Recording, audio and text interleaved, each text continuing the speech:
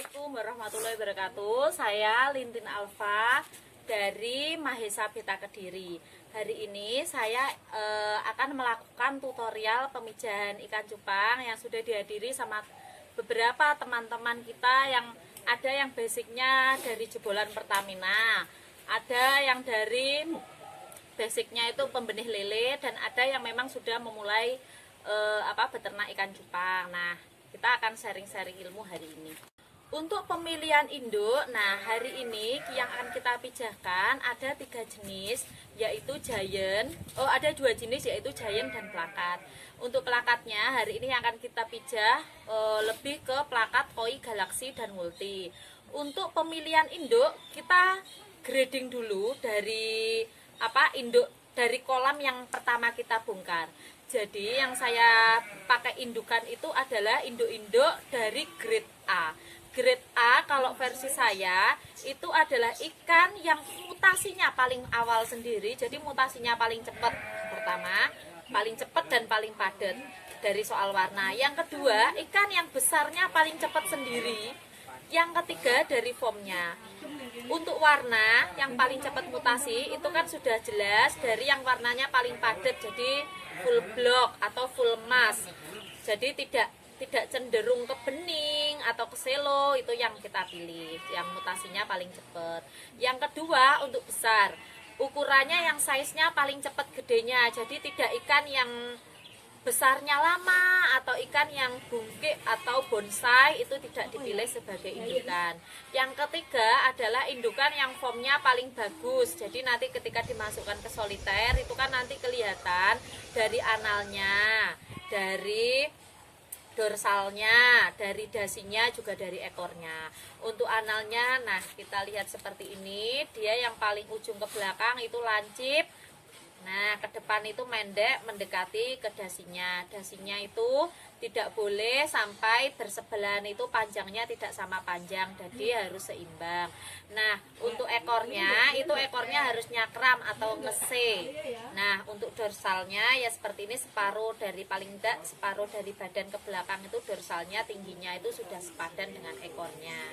Untuk mulutnya itu tidak nyendok, jadi seperti ini, mulutnya itu seimbang atau bagus. Nah, itu kita jadikan indukan untuk jantan. Untuk betinanya itu tentunya juga harus kita grade sama seperti jantan. Jadi untuk betina itu indukannya adalah yang ikan mutasinya paling awal, gedenya paling awal juga. Nah, itu biasanya saya gunakan untuk indukan. Terus untuk pemilihan telurnya, untuk indukan yang siap pijah itu yang seperti ini. Jadi warna telurnya itu cenderung kuning, tidak putih. Kalau sudah kuning itu berarti siap pijah. Untuk usia indukan yang siap pijah pada umumnya yang paling pas itu minimal 3,5 bulan dari usia burayak menetas. Jadi dari telur menetas, bukan burayak menetas. Jadi dari telur menetas itu 3,5 bulan sampai dewasa, itu berarti dia sudah siap pijah. Itu usia minimal. Kenapa kita harus 3,5 bulan atau menunggu usia cukup matang untuk dipijah? Itu nanti berhubungan dengan perawatan ketika ikan itu pembesarannya, perawatan saat pembesaran. Jadi ketika ikan itu usianya belum matang terus kita pijah, anakannya nanti itu akan rentan sekali dengan penyakit. Jadi juga perubahan suhu, misalnya lagi musim ikan terkena velvet atau jamur dan lain-lain, itu lebih rentan.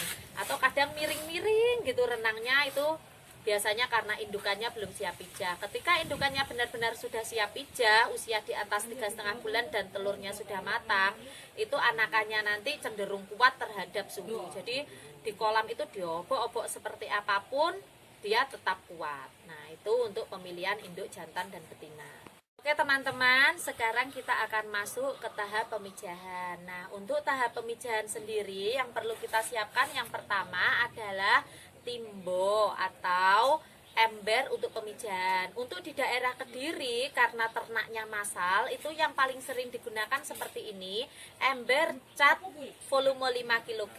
Nah, untuk ukuran airnya sendiri, misal kita pakai yang merek, mohon maaf, nah seperti ini ya, kita pakai seukuran dengan garis birunya. Itu untuk yang jenis plakat. Kalau untuk yang jenis giant itu biasanya lebih dari setengah volume ember pemijahan. Nah,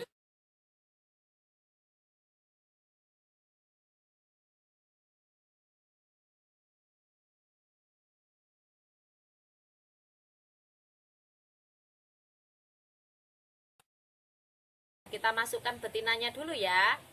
Nah, kemudian kita masukkan jantannya. Nah, setelah kita memasukkan jantan dan betina, yang perlu kita berikan lagi adalah daun ketapang. Jadi saya menggunakan media daun ketapang yang sudah tua dan sudah matang ini. Untuk yang pertama adalah untuk menstabilkan pH air. Kedua, dia sebagai antibiotik saat pemijahan ikan. Nah, kita masukkan jadi daun ketapang yang sudah dipotong-potong setengah dari lebar daun ketapang itu sendiri. Misal daunnya terlalu lebar, kita bisa pakai sepertiga dari luas daun ketapang itu sendiri. Setelah daun ketapang kita masukkan, saat pemijahan ikan tidak akan dipakan, jadi tidak diberi pakan sama sekali selama proses pemijahan. Kenapa? Karena sebelum ikan dipijah, induk itu sudah diberi pakan full pagi sore setiap hari. Jadi saat pemijahan ikan dipuasakan. Untuk lama induk jantan dan betina berada di dalam media pemijahan itu adalah 3-4 hari. Nah, setelah ember ini ditumpuk-tumpuk, atasnya ditutup rapat dengan terpal. Pada nantinya ditutup rapat dengan terpal. Itu kenapa ditutup? Agar ikan tidak mengalami stres atau gangguan dari luar. Jadi ikan di dalam media pemijahan itu merasa nyaman saat proses perkawinan. Setelah 3 hari, selama proses pemijahan berlangsung, ikan kan tidak diberi pakan ya teman-teman. Nah, itu juga tidak boleh diintip-intip agar ikan tidak terganggu dan tidak merasa stres. Nah, setelah itu ketika hari ketiga tutup kita buka, terus kita lihat mana ikan yang sudah bertelur atau menetas dan mana yang belum. Untuk yang belum menetas itu jangan langsung diangkat indukannya dua-duanya. Bisa jadi pada hari keempat itu indukan masih berkesempatan untuk bertelur. Ketika ikan sudah bertelur, itu yang untuk jenis plakat, yang pertama saya angkat adalah betinanya dulu. Jadi jantannya tidak saya angkat karena jantan masih proses merawat telur. Nah, ketika betina sudah diangkat, kita amati mungkin setengah hari 7-8 jam itu biasanya telur sudah menetas, baru jantannya kita angkat. Kenapa jantan diangkat? Karena jantan yang sudah lama berpuasa itu akan cenderung memakan anakannya sendiri. Setelah kita angkat, nah nih untuk giant itu media pemijahan saya menggunakan ember kecil dari kaleng cat volume 5 kg. Kenapa saya memilih yang volume kecil ini daripada ember yang berukuran besar 15 atau 25 kg? Karena untuk yang 15 sampai 25 kg saya sering mengalami pengalaman ikan itu bertelurnya lama, bisa 5-7 hari, kadang juga sampai 10 hari, jadi tidak cepat bertelur. Tapi ketika dia berada di ember yang ukuran volumenya kecil, dia 2 hari saja sudah bertelur. Untuk giant, ketika dia sudah bertelur, jantan dan betina kita angkat bersamaan. Karena kalau untuk jenis giant dengan ukuran pemijahan, media pemijahan itu kecil, jantan itu cenderung memakan anakannya sendiri.